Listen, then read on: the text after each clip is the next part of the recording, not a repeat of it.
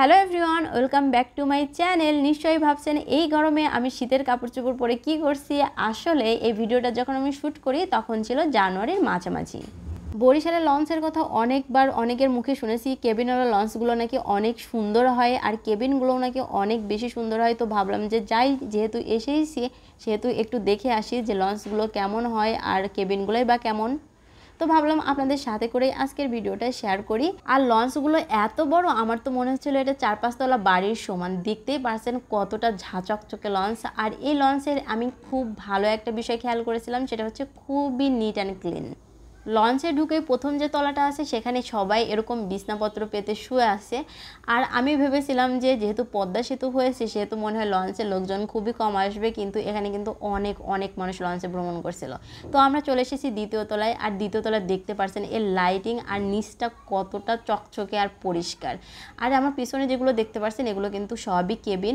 এখন আমি এই লঞ্চটাকে একটু ঘুরে ঘুরে দেখব যে কোথায় কি আছে, যেহেতু এরকম বড় লঞ্চ এর আগে আমি কখনো দেখিনি। আর এর ডেকোরেশনগুলোও কিন্তু অনেক অনেক বেশি ভালো ছিল। এখন আমরা যাচ্ছি তৃতীয় তলায়। আর তৃতীয় তলায় গিয়ে দেখবো যে তৃতীয় তলায় কী আছে। এখানে কিন্তু অনেক সুন্দর পরিবেশ। আর একটু পরপরই কিন্তু এরকম চেয়ার দেওয়া আছে যেখানে বসে কিন্তু আপনি যখন লঞ্চ ভ্রমণ করবেন নদীর সৌন্দর্যটা উপভোগ করতে পারবেন। কিন্তু আমি তো নদীর সৌন্দর্য উপভোগ করার জন্য আসিনি, আমি জাস্ট এসেছি লঞ্চটাকে দেখার জন্য আর 2-4টা ছবি তোলার জন্য। আমি প্রথমে ভেবেছিলাম কেবিনগুলো হয়তো লক করা না, আর আমরা এখানে ঢুকে খুব ভালোভাবে কেবিনগুলো দেখতে পারবো, কিন্তু কেবিনগুলো কিন্তু লক করা ছিল, যে কারণে দেখতে পারিনি। আর দেখতেই পারছেন কেবিনের সামনে কিন্তু এরকম চেয়ার দেওয়া আছে যেখানে বসে প্রিয়জনের সাথে সুন্দর মুহূর্ত উপভোগ করতে পারবেন। আর এই লঞ্চে এসে আমার বেওয়ান শিপের কথা মনে পড়ে যাচ্ছিল, যেটা আমরা চট্টগ্রাম থেকে সেন্ট মার্টিনে গিয়েছিলাম। সেই জার্নিটা ছিল আমার কাছে স্মরণীয় জার্নির মধ্যে একটি, এখনও আমার মনে পড়ে। আর মনে পড়লে অনেক বেশি ভালো লাগে। তবে অবশ্যই এই লঞ্চে করেও ঢাকা থেকে একবার আমি বরিশাল আসবো, কিংবা বরিশাল থেকে ঢাকা যাব। এখানে আমি বেশ কিছু ছবিও তুলে নিলাম আর বেশ কিছুটা টাইমও কাটালাম। দেখতেই পারছেন পদ্মা সেতু হওয়ার পরেও কিন্তু এত মানুষ ছিল এই লঞ্চ ঘাটে, মানে আমি তো দেখে রীতিমতো অনেক বেশি অবাক হয়েছিলাম যে মানুষ এখনও লঞ্চে এত যাতায়াত করে। এই লঞ্চে ঘোরাঘুরির পরে আমার মনে হয়েছে যথেষ্ট ফ্যাসিলিটিস আছে এখানে। আর কেবিনগুলো আই থিঙ্ক অনেক বেশি সুন্দর হবে, যেটা দেখার সৌভাগ্য আমার হয়নি। নেক্সট টাইম অবশ্যই দেখব।